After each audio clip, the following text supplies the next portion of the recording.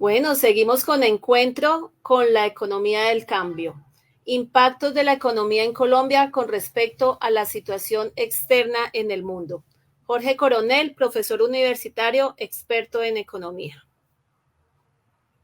El propósito principal de la reforma del Sistema General de Participaciones.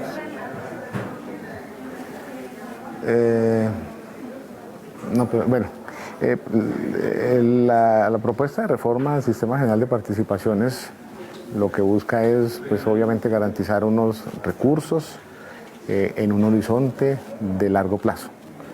Eso tiene unos desafíos que están particularmente inscritos en la situación económica y fiscal del país.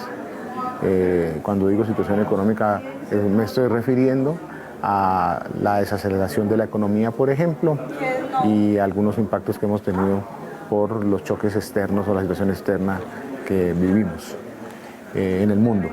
Y los temas fiscales pues tienen que ver es con un menor ingreso que hemos tenido en materia de tributarios, unos menores digamos recursos que estaban estimados, y eso pues pone en dificultades la ejecución de proyectos, pone en dificultades la misma ejecución del presupuesto general y lleva a que el gobierno tenga que considerar pues, hacer unos ajustes en materia fiscal.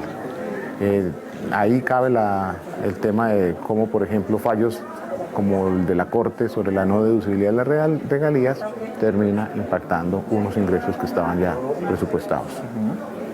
Bueno, ¿cuáles son los avances en materia económica durante el gobierno de Gustavo Petro?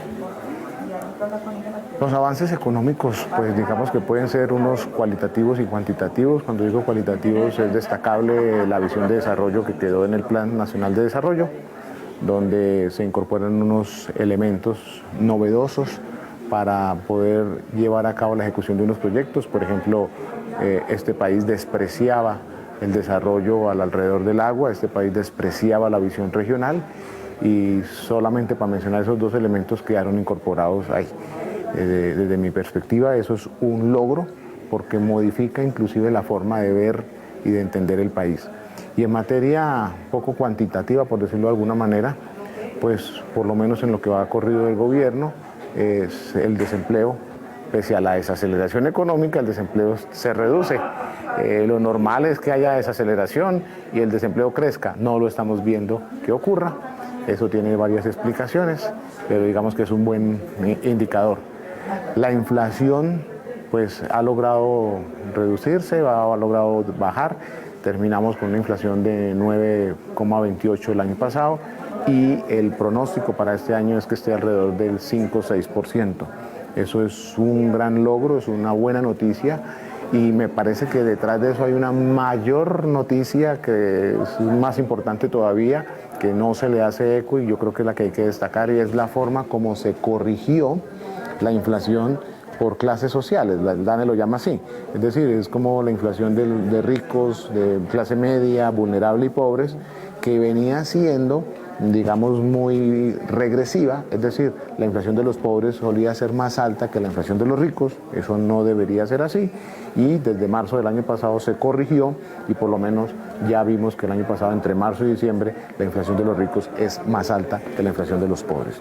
Esa es una conquista, también un logro de este gobierno. Las principales preocupaciones... Usted planteó una cosa muy importante la vez pasada, doctor Coronel. La reforma tributaria no se hizo para tapar un hueco fiscal, sino para la inversión. Yo creo que ese punto podríamos desarrollarlo un poco en ese momento. Y segundo, pues el impacto que ha tenido, los estragos que han tenido las decisiones de la Corte Constitucional y las decisiones del Consejo de Estado en materia de ingresos que estaban previstos precisamente para esa inversión. La reforma tributaria, a diferencia de las anteriores, ¿sí? Es una reforma que sí tenía un enfoque social. Las anteriores tenían unos elementos que lo que hacían era obtener unos recursos, y por ahí está el carácter fiscal, pero no iban con un enfoque social, no se interesaban para corregir, por ejemplo, problemas que había en la tributación en Colombia, donde, por ejemplo, los ricos tributan menos que los pobres, para ponerlos en un término muy sencillo para que todo el mundo nos entienda.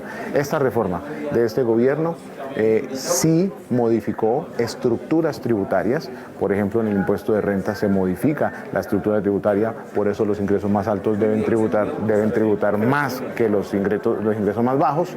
Y, por ejemplo, se modificó también un asunto que estaba llevando a que los ricos pagaran menos impuestos, que era todas aquellas exenciones y beneficios que tenían. Eso se limitaron, se prohibieron algunos y, por lo tanto, eso corrige un problema que teníamos en la tributación en Colombia.